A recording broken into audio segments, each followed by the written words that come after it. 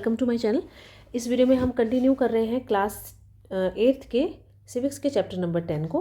ठीक है, हमने एनवायरनमेंट सेफ्टी मेजर्स के बारे में पढ़ा था। Environment as a public facility, environment एक पब्लिक फैसिलिटी कैसे है।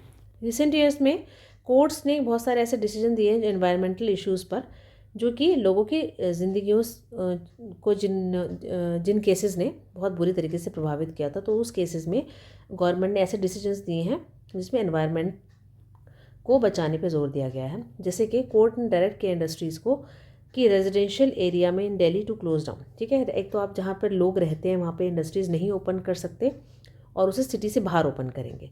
ऐसी बहुत सारी इंडस्ट्रीज़ क्योंकि पॉल्यूट कर रही थी पड़ोस में के जगह को, एंड डिस्चार्ज फ्रॉम दिस, और इस इंडस्ट्री से जितनी भी चीज़ें निकलती थी, जो रिजाइड्यूज़ निकलते थे, वो पॉल्यूट कर रहे थे रिवर यमुना को, क्योंकि वो उन रूल्स को फॉलो नहीं कर रहे थे जो सेटअप करने के लिए बने थे उन इंडस्ट्रीज़ को। ठीक है, लेकिन कोर्ट्स के एक्शन से एक प्रॉब्लम तो सॉल्व हो गई, उसने एक दूसरी प्रॉब्लम क्रिएट कर दी, क्योंकि बिकॉज ऑफ द क्लोजर, अब वो जिस जगह पे से शिफ्ट करने के लिए कोर्ट ने ऑर्डर दिया, तो जिस जगह से वो बंद हो गई वहाँ पे जो वर्कर्स काम करते थे उनकी जॉब्स चली गई, और बाकी जो बचे थे उनको दूर जगह जाके जॉब करनी पड़ रही थी, where these factories had relocated. ठीक है, तो उनको बहुत नुकसान हो रहा था।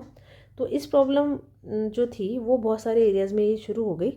Now these places became polluted. अब क्या था, ऐसे बहुत सारी जगह पर ये सेम प्रॉब्लम खड़ी हो गई, and the issue of the safety conditions of the workers remain unaddressed. ठीक है, तो फिर क्या था, दोबारा से ये पोल्यूशन की प्रॉब्लम दोबारा से जहाँ पर सेटअप हुई थी वहाँ पे ये प्रॉब्लम दोबारा से अराइज हो गई, और फिर जो वर्कर्स की सेफ्टी का मामला था वो वापस वैसे का वैसा ही हो गया।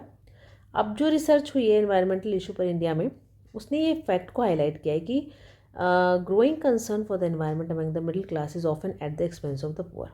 ठीक है, तो ये जो एनवायरनमेंट के बारे में जो कंसर्न है जो मिडिल क्लास में बढ़ा है, ये is often at the expense of the poor. तो वो उससे मतलब अगर आप एनवायरनमेंट के नाम पे कुछ करते हैं तो उससे पुअर का नुकसान होता है। ठीक है, एक चीज़ मिलती है आपको, एक चीज़ नहीं मिलती।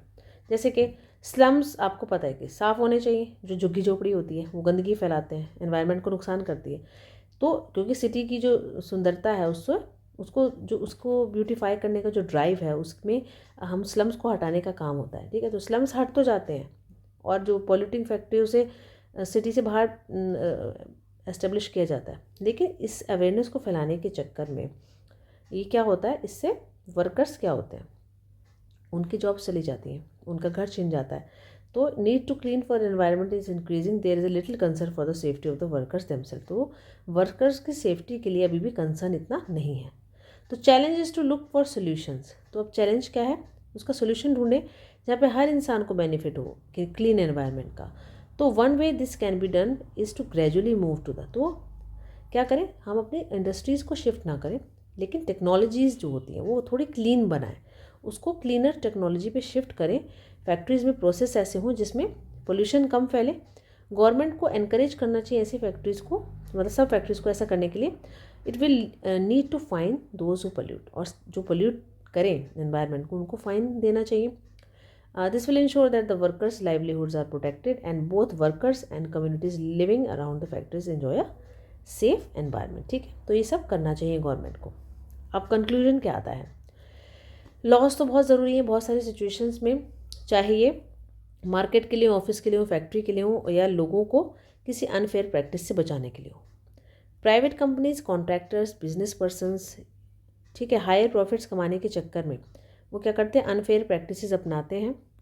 जैसे कि वर्कर्स को लो वेजेस पे करते हैं, चिल्ड्रन को एम्प्लॉय कर लेते हैं काम में, और वर्किंग कंडीशंस को इग्नोर कर देते हैं और डैमेज पहुंचाते हैं एनवायरनमेंट को। ये सारी चीज़ें हैं जो हमने इस चैप्टर में कवर की थी, उसका एक आपको समरी दे रहे हैं। ठीक है, तो समरी बताते हुए आपको कंक्लूजन बताना है, यानी आपको कुछ अपनी तरफ से सजेशन भी देने हैं।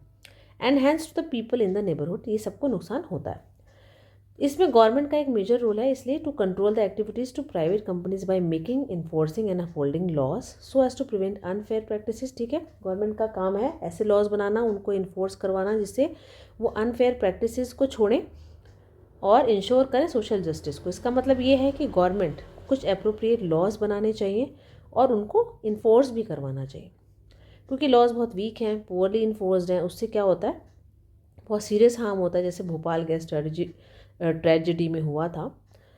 While the government has a leading role in this respect, government का तो बहुत बड़ा काम है ही, गवर्नमेंट तो करती है, लेकिन लोगों को भी प्रेशर डालना चाहिए so that both private companies और गवर्नमेंट इंटरेस्ट में, सोसाइटी के इंटरेस्ट में काम करें दोनों, क्योंकि लोगों की वजह से ही गवर्नमेंट है, लोगों की वजह से ही सब कुछ है।